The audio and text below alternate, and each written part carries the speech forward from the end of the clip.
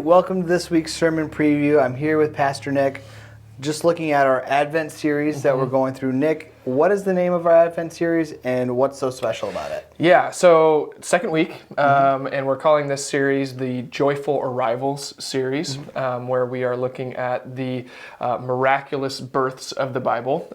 This past week, we talked specifically about the miraculous birth of Samuel and how that specific birth had a purpose in God's story. And we actually talked a little bit about how all the miraculous births of the Bible that we find seem to have a very specific purpose in fulfilling a part of God's redemptive plan for humanity. And so we saw that for Samuel, that there was kind of this marking of a new chapter in Israel's history as it moved forward towards anticipating Jesus through the line of David. So this week, we're going to be looking at the miraculous birth of John, John the Baptist. So the passage that we're going to be in specifically most of the time is going to be Luke chapter 1, verses 5 through 25. And so, Lance, as you read through this, what are some of the highlights from this passage? Yeah, so you have Zechariah and Elizabeth. Zechariah is a priest, and so he gets chosen by Lot to burn incense. And so while he's in there, the angel Gabriel comes and says, hey, you and your wife are going to have a child. And Zechariah's like, we're way too old. And then because he didn't believe, he's unable to speak. And so he figures out a way to communicate that to Elizabeth later. And Elizabeth's overjoyed. She's like, hey, God's finally answered my prayers. But until they name him John, Zechariah can't speak. So actually there's some really cool similarities between what happened with Zechariah and Elizabeth and another couple in the Old Testament who is older in age, and God comes to them and says, you will conceive a son. Do you know what couple that might be? Yeah, so that's Abraham and Sarah. Yeah, Abraham and Sarah. Both of them were in their old stages of life, and they conceived a son. In that, we even see with Sarah that she laughed when she heard that, had some disbelief, some unbelief in that, similar to Zechariah.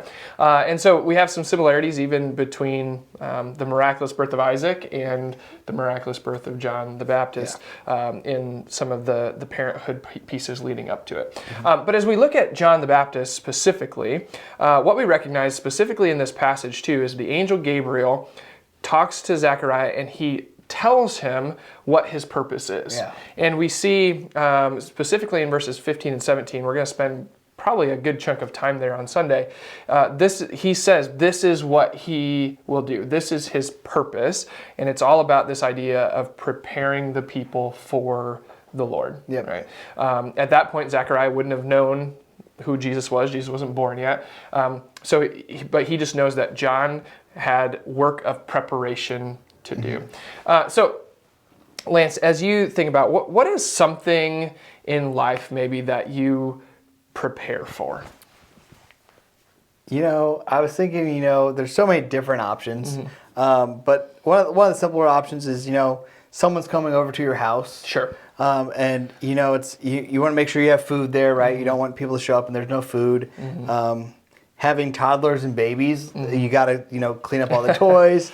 You don't want to have anything laying around so people can actually sit on your furniture and things like that. So there's a lot that goes into just the whole cleanup side of things, and then also make sure there's food there so people can enjoy your company. Sure. Yeah. So we have this picture of somebody coming over to your house. So there are some physical things that you do to prepare the way to make it to where they can be there. Right. You're not just going to do nothing. Yeah. Right. Most of the time. Hopefully not. Hopefully not. Depending on who's coming over. Yeah, depending on who it is. But most of the time, you're going to be preparing for something, right? Yeah. And so this is similar, just on maybe not as much of a physical level, but a spiritual level, where John is helping the people of Israel prepare for Jesus, for the Messiah to come. And so what we see is John's specific purpose in his miraculous birth, the reason why God put him on the earth in that time was to prepare for Jesus.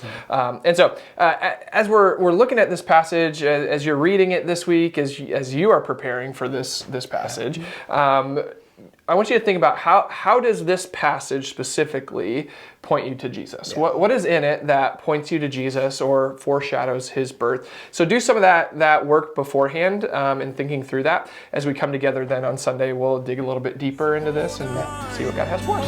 Awesome. Okay, great. Take care.